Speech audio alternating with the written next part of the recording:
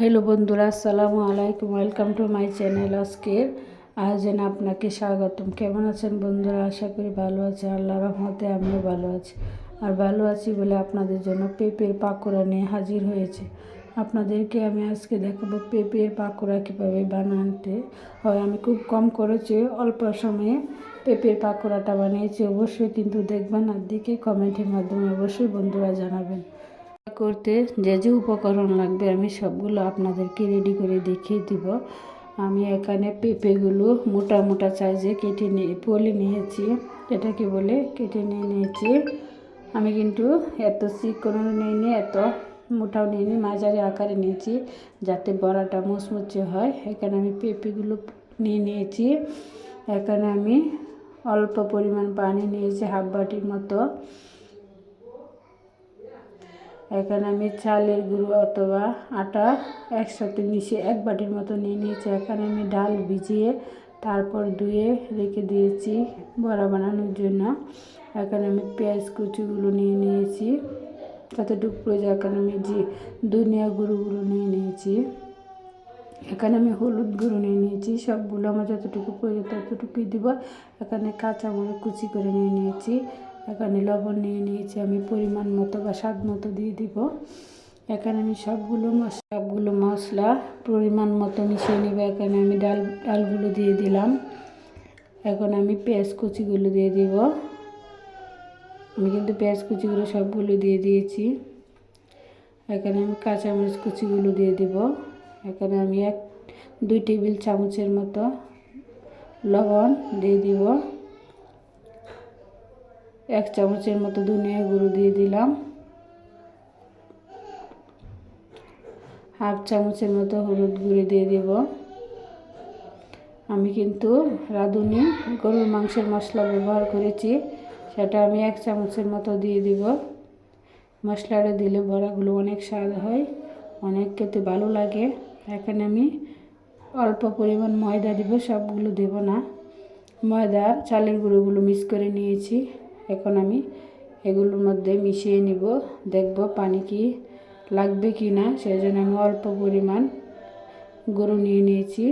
দেখেন আমি এভাবে মেখে দেখব আরও কি পানি লাগবে কি না, গুঁড়ি লাগবে কি না।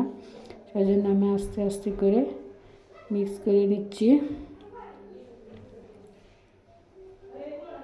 লাগবে সেই জন্য আমি অল্প পরিমাণ পানি দিলাম, বেশি দিলে ডোটা নরম হয়ে যাবে। সেই জন্য আমি আস্তে আস্তে করে সবগুলো নিয়ে নিচ্ছি।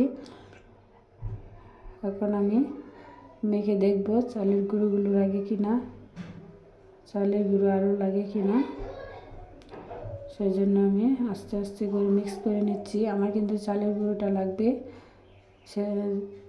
সেজন্য আমি আরও চালের গুঁড়ো দিয়ে দিলাম। এখন কিন্তু আমি ডোটা করে নেব, ভালোভাবে করে নেব, আর কোনো ঝামেলাতে যাব না। ডোটা কিন্তু অলরেডি কমপ্লিট হয়ে গেল।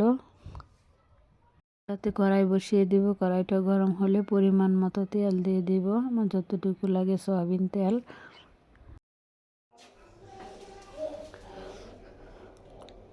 আমার কিন্তু তেলটা অলরেডি দেওয়া হয়ে গেল। এখন তেলটাকে কিছুক্ষণ গরম করে নিব। এখন আমি বড়াগুলো দিয়ে দিব বা পাকোড়াগুলো দিয়ে দিব। প্রত্যেকটা পাকোড়া আমি দিয়ে দিলাম।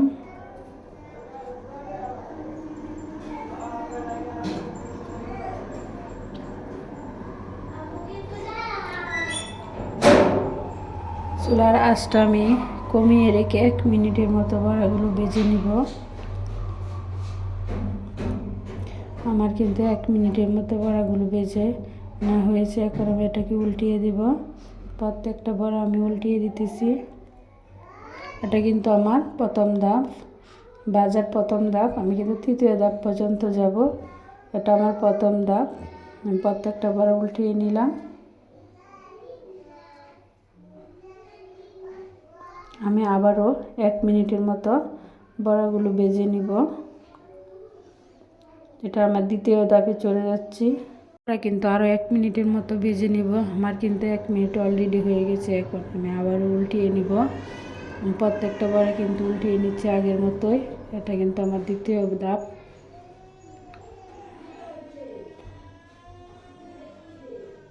আমার বড়াগুলো কিন্তু আগের থেকে অনেকটা শক্ত হয়েছে।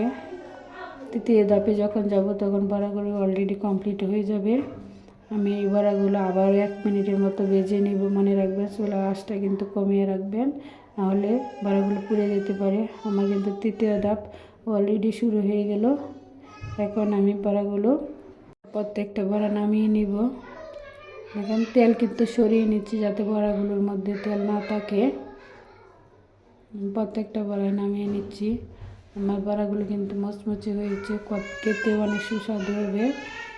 ভালো লাগলে অবশ্যই বন্ধু পুরো ভিডিওটা দেখবেন, কমেন্টের মাধ্যমে জানাবেন। আমার বড়াগুলো রান্না করে খেয়ে দেখে বলবেন কেমন হয়েছে। ধন্যবাদ বন্ধুরা আমার ভিডিওটা শেষ পর্যন্ত দেখার জন্য। আল্লাহ হাফেজ।